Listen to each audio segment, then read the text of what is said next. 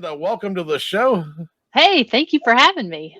Well, not my show. This is your show. This is, let's change the banner here. We have the Ghost Biker Garage. Your guest is So going to be excited. our own Eric, and Tina and I are going to get out of your way and let you do your thing. Right on. Thank you. So I had messaged Miranda yesterday. So on short notice, she couldn't get a guest. So me and her are just going to chat about the That's paranormal, right. what we do. So That's right. Yeah. Thank you so much for including me in this. Any opportunity to get the word out about what we do and sit and talk to other podcasters, I'm all about it. yeah, no problem. You're very welcome. Your name come up first in my mind, and then Paranormally Blonde. Oh, Uh, thank you. you're the two that I got. We had to fill some last minute spots where people had to cancel, but yeah, it's worked out pretty well. Yeah. Yeah. I'm just going to give, just a little bit of background on who I am and kind of, Yeah, how I got started with it. If, My name is Miranda, but a lot of people know me as the Ghost Biker. And I travel around the country on my motorcycle to different haunted and historic locations. And I highlight them on my web series, Ghost Biker Explorations. I'm, of course, a biker, and my show primarily hits the smaller, lesser known local places. And last year, let me step back a minute. We just wrapped our fourth season of the web series, where we've traveled all over the country. I'm centered here in Tennessee, and essentially that's kind of how it started, was releasing those episodes in October. But with COVID and the people looking for content and that sort of thing, I really wanted to find a way to expand what I was doing and not just be releasing episodes about travel, motorcycles, and investigating, but also really create a spot where people could come on and talk about what they're doing and really give others who watch my show an outlet to learn about other content creators. And so last January, I started Shop Talk Live from the Ghost Biker Garage, where we come in and we talk about different locations. I have a lot of podcasters on, authors. I've even had some bands on, that sort of thing. And really folks who are, I like to say, folks who are out there doing things in the paranormal. yeah. And I've been on your show, and you've been on my Yeah. show, and yeah, we always have a good time talking. And I Yes. love your videos, your video series, because you dive into the Thank you. history. So it's not just about, you're actually teaching people about the history of these locations, kind of bringing them to light. And that's kind of where me and you think a lot alike, that we want to Yes. bring more attention to some of these historical places through the Mhm. paranormal, because the paranormal is part of that history. And so we can learn a lot. And then also when we go investigate and connect with some of these spirits, then it's like connecting to that history. Absolutely, because as you and a lot of other folks who are in the paranormal know, there are a lot of different sort of branches or variations in the paranormal, and people will specialize in different things. You'll have people who will go in and specialize in demonology and the religious side. You'll have folks that go in and specialize more in poltergeists and just different types of haunting. But myself, and I think you're kind of the same way, and then several other investigators that I've collaborated with, we really tend to focus on the history and the storytelling side. Yeah. A lot of the people who watch my show, I have high demographics with my show, and it's typically the number one are the bikers, two are the history buffs, and three are the paranormal. The paranormal enthusiasts are actually the smaller demographic that watch my show. And so I've really tried to tailor my show as three parts. The first part is the travel and why I'm at that location. I always try to give some little, just kind of little tidbits of history about the actual location that I've traveled to. The second part is the storytelling or the history. I try to really condense it down into, it's probably, I guess, maybe a quarter of the show, where it's maybe 10-15 minutes, depending on how long the story is. And then the remainder is the actual paranormal investigation. investigation. So I try to pick the different locations that have such a rich history that even if we don't get paranormal activity, it's still an interesting location that I want to highlight that's got a Right. cool story to tell. Yeah, and one of the things I love about you as well as an investigator is that you use some methods that a lot of other people don't use, and you get quite a bit of evidence that way too, with the dowsing rods and that type stuff. I do. I do. Being on the motorcycle, I do have to be very strategic in how I'm packing. Some locations are larger, like Brushy Mountain State Prison. Others may be as small as like a local mausoleum, and so I have to be very strategic about how I'm packing. But I always have a little military sling bag that I keep with me, and a couple tools that I really love using are the EDI Plus box. And because for me, I'm very scientific minded, so I like to be able to keep a check on the atmospheric changes as we're there. Because the EDI Plus box, it's got an EMF detector and K2 built in, the geofoam in it, so you can detect vibrations, and then you can also detect temperature fluctuations, pressure changes, and humidity changes there in the moment as you're using your other tools. The other tool that you mentioned that I absolutely love would be my dowsing rods. And several reasons for that is because they are very simple. You're not asking a spirit to interact with some very complicated tool that even we don't necessarily understand. We're asking someone else to touch or to manipulate. And Right. some of these spirits are old spirits. They may think when you ask them to touch a light that their concept of that light, maybe a candle. Yeah. So you're asking them to touch something that they may or may not understand.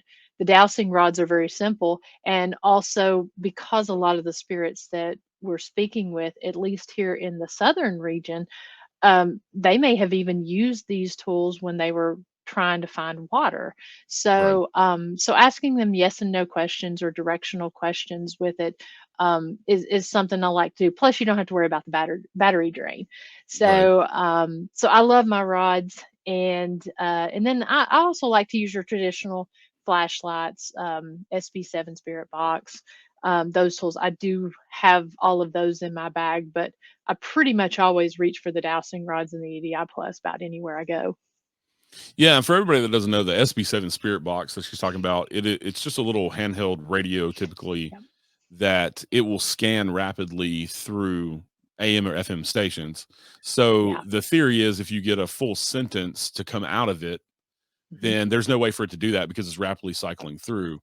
If you get one or two words, Hmm. sometimes it's just the radio DJs or the music. But yeah, if you can get like full Hmm. sentences or more than one word from the same voice, then we tend to lean that that's paranormal. Yeah, and I always just kind of to go back and check myself, because because I do all of my own video editing and all of my own evidence review, and so a part of that process when I'm doing a spirit box session is to actually take that audio, pull it into my audio software to where I can actually see the audio waves. Yeah. And so what's really neat about it is when you're sweeping through those stations, you can actually see the bandwidth of those sweeps. And they'll change the faster or shorter that the sweep is. And so a lot of the time, I like to see if when we actually capture those words, that see if it falls within that sweep rate versus if it goes past the broadband. And I've tended to lean, and of course the sentences always usually seem to go outside of that, those bands.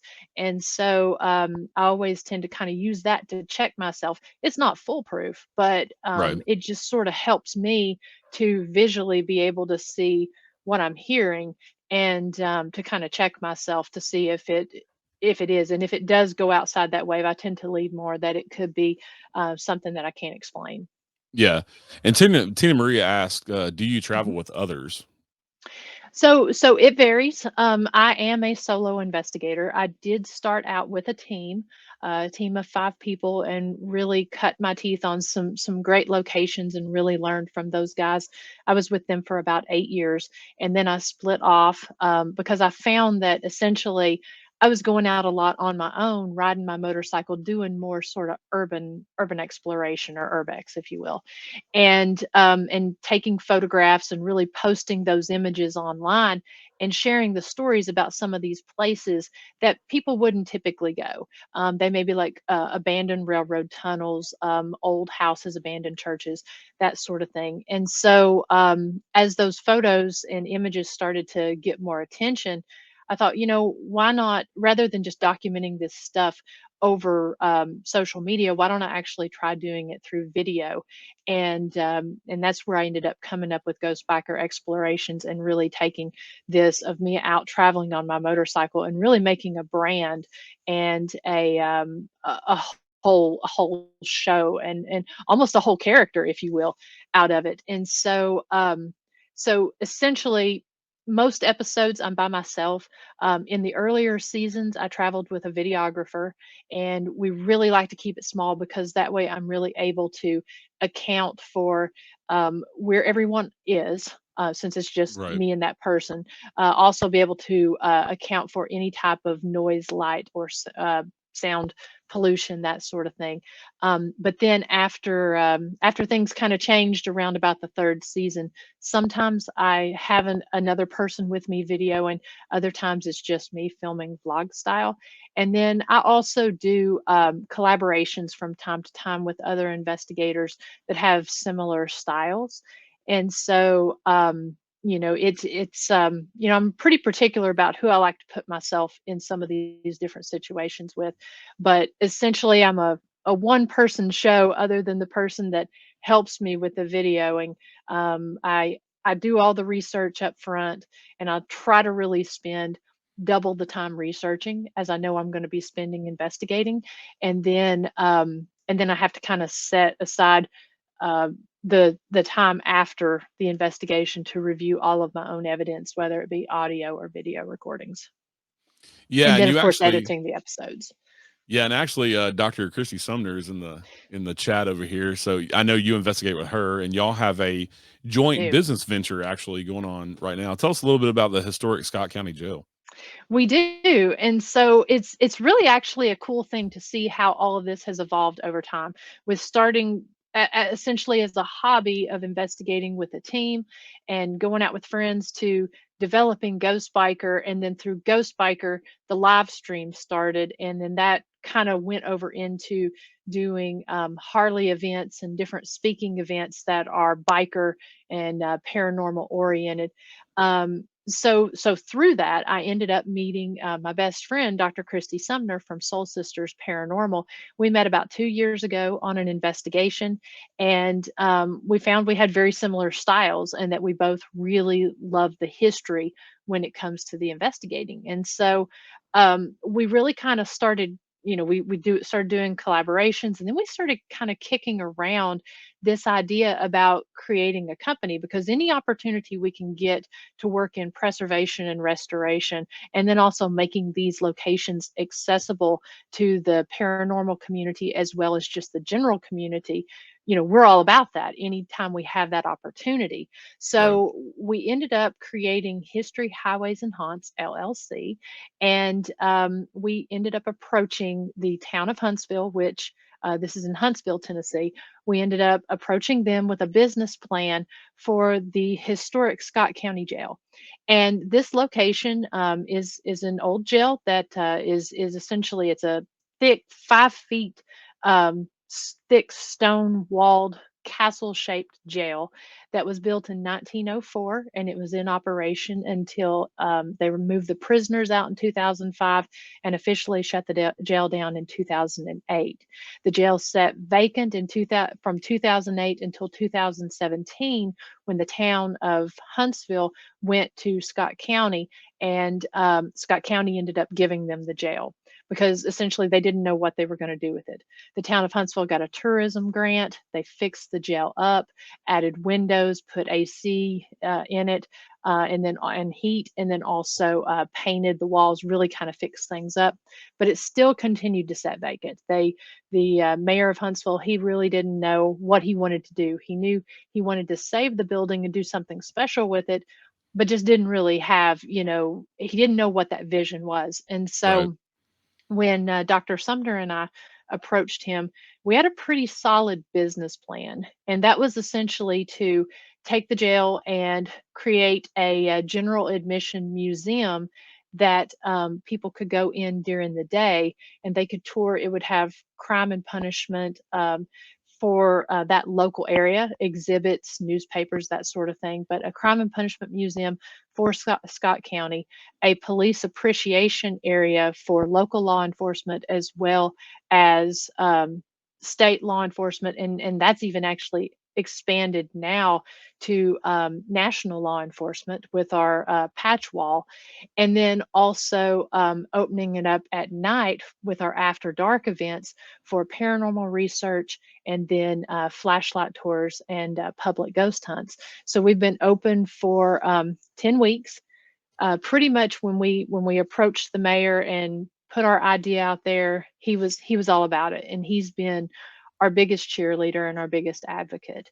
And the aldermen that we had to present to, they were on board with it, and so we went right to work getting that museum set up, getting everything ready, and at this point we've had, so being open, I think we're going on our 11th week now. We've had 16 paranormal investigation teams Wow.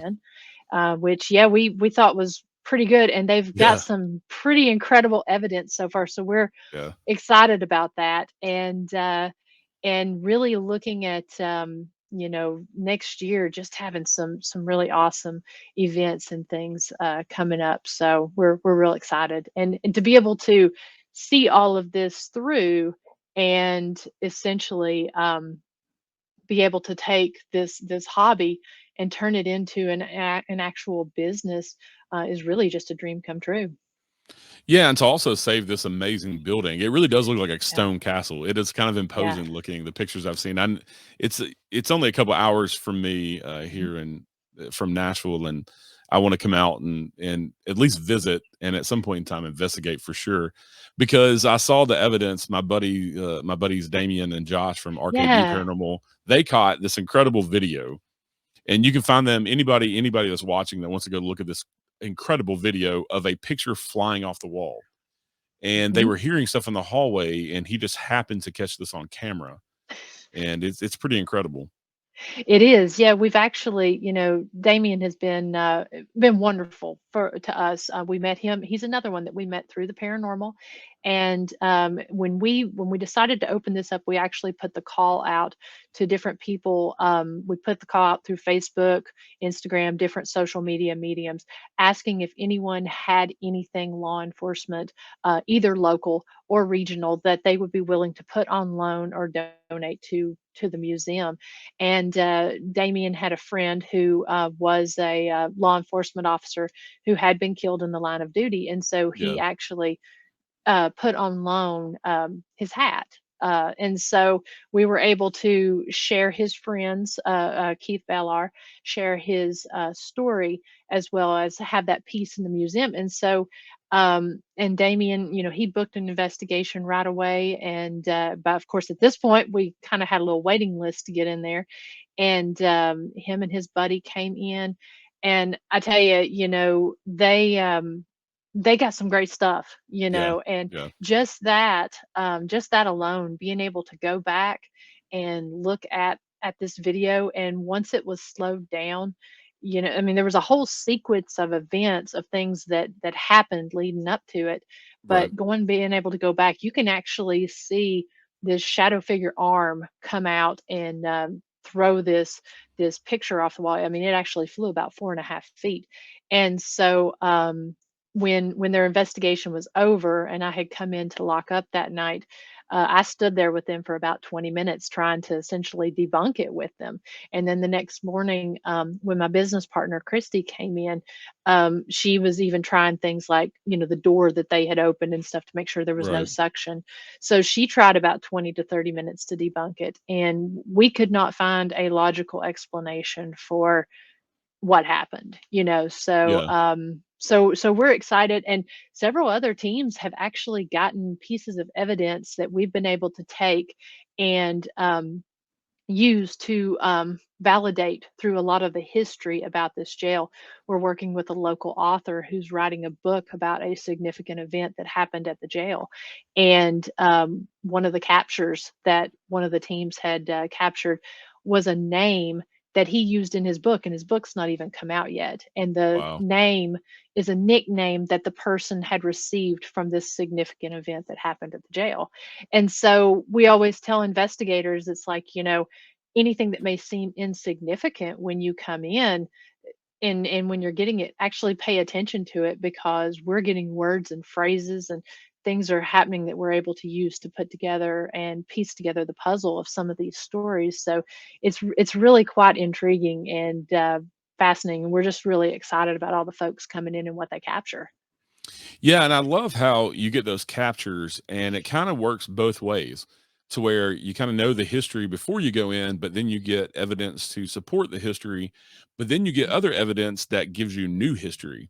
Yes, And yes, and and yeah, yeah, and that's what's so cool about this, because there are so many great stories that take place in this jail. I mean, we were getting stories from people who had worked there, so the haunting activity didn't just start when we came in.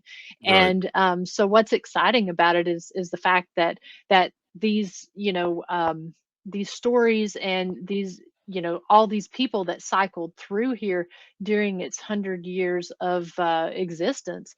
It's there's a whole lot to dig up, I guess is what I'm trying to say. There's a whole Yeah, lot of stories to put together.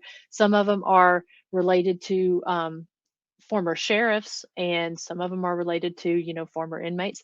But then also, we have jailers who had whole families that lived there. So there's the whole cycle of life that took place in the bottom level of this jail. We've had most of the time, if a jailer worked there, his wife was the cook, and so they would have families of 6 or 7 living there. We even have some kids who are actually born there in the jail. So you wow. have people being born and people also dying, Yeah, which leads to that whole really cool cycle that can create a haunting. Plus the building being solid sandstone, and right. a lot of Native American activity around, as well as there's a waterfall and a really big river that runs right behind the jail. So a lot of things setting it up just to be a really cool place to get a lot of great activity.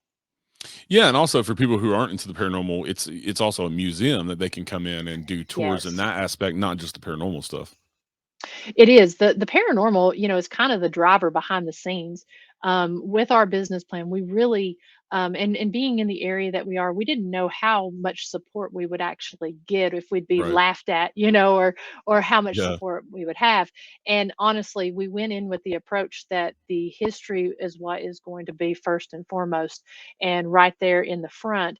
But then the paranormal is really going to be the driver, because, I mean, it's really tough with the general admission tours, because it's hard getting people in Right. for on a daily basis. And so we're having to constantly reinvent ourselves, get new exhibits, have exhibits that kind of rotate, having some really cool events for the community. But we're really finding that there's something for everybody. There's something. If you love history, we got it. If you love Right. true crime, we got it. And if you love paranormal, we definitely got it. So there's a little something for everyone there. Yeah, so we'll kind of wind it down here now. We got a few minutes left, but if you want to tell everybody where they can find you and find your show.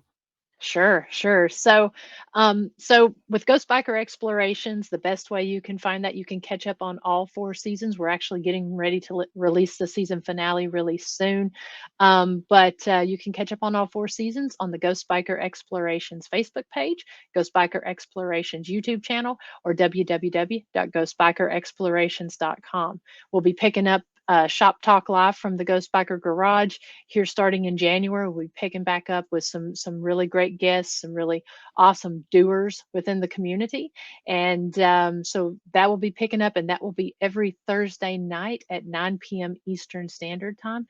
And if you're interested in the historic Scott County Jail, you can check that out on the Historic Scott County Jail Facebook page, or at www.historicscottcojail.com. Awesome. And like I said, you've been on my show, so they can go back and listen to the episode of my Yes. show to hear more about what you do and all those things. And then Dr. Chrissy Sumner, who is in the chat over here with Soul Sisters, she's on a bunch of different shows. I loved having her on my show, and I think a lot of both of y'all, and love both of y'all, and can't wait to actually meet you in person. We chat Yes. online all the time, but we have never met, so I got to come out and see y'all in Scott County. Yes, absolutely. Absolutely. Well, again, thank you guys so much. Thank you to everyone that has participated there in the chat room. Looking forward to seeing more of these great guests this weekend. And I hope you guys will check out my shows as well. Yeah, and you do, and they can check out, like you said, on the Facebook page. You'll have the Ghost Biker Garage coming up here Yes. soon, where you do it live, and check out some of those shows and some of the guests, the awesome guests that you have on there as well. Yeah, like I said, I definitely like to I like to get teams on there. I really love getting podcast hosts on there, authors. I've even had, with my Harley events that I do, I have bands and such, and so I've even had a couple bands on my show Yeah, doing a little performance, talking about some of their experiences they've had. So I really try to have a variety. Like I said, the doers of the community are the ones that I love having on. and if there's any other bikers out there, you do lots of charity rides throughout the year in the I do. Tennessee, kind of East Tennessee area. I do. I do a a haunted ride with Ghost Biker. I do that twice a year, where we go through different haunted and historic locations, and I put those in a video, and they usually end with either a charity event or end at a bike event. I also have two that's coming up for sure next year. We always work with the Scott County School District Special Needs Program, their autism program. We do motorcycle rides for that, as well as my dad was a science teacher, and so we've started a memorial scholarship motorcycle ride, which is actually a dart run, and that takes place in March. And so we raise money to give a scholarship to students who are interested in the field of science. That's awesome. I just love the giving back, and Yeah. being part of this awesome community. Um, to be able to do that, to be in a position to do that, to give back to these historical places and to charities and that type of stuff, and use our passion for the paranormal to do that. Yeah, because people who may not even have an interest in the paranormal, when they get in there, and it's essentially with being able to combine the biker aspect and the paranormal, I Right. really am trying to take the subculture of the paranormal, and of course with history and all, and really try to use my platform as a biker to be able to pull that subculture into a more mainstream community. Yeah. And that's what's interesting, is a lot of people that may kind of look at the paranormal shows and be like, I'm not interested, or I've never had an experience. you know if they watch the show, they're going to find that it's like, the most of them enjoy the history, and they end up staying for the paranormal. Right. So or if they're a biker, they end up loving the travel, and they stay for that. And I can't tell you how many times I've been at a Harley event, and a biker's come up and been like, I don't know if I believe in the paranormal, but let me tell you about this strange experience, or this strange encounter that I had. And so we'll get to talking about that. And I'm just always fascinated by the people I meet, and really being able to turn them on, whether it be turning them on to history or turning them on to the paranormal. Right. That's really something that I enjoy. Nice. Hey, Hey, Jeff. we've been all day today, and I don't know the answer, but we're having a contest. If you know how many times I've changed my background, I saw this one, and I was like, "Oh, this is the perfect background Right. Yes. to transition." Thank you, Miranda, so much. Thank you, Eric, for being a guest. It's Ghost Biker Garage, ghostbikerexplorations.com. You can find all the information there. We are at the top of the hour, so we're gonna have to make the switch. This was great content. So many comments coming in, and this recording will be available in the replays after we close out the stage tonight. But Miranda, thank you so much. It was a great show, great episode. Yeah. Thank Thank you. you all so much. I'll be back in 30 minutes to do my own show with Steve Stockton. So, the Unseen Paranormal Podcast. So. And we have coming up.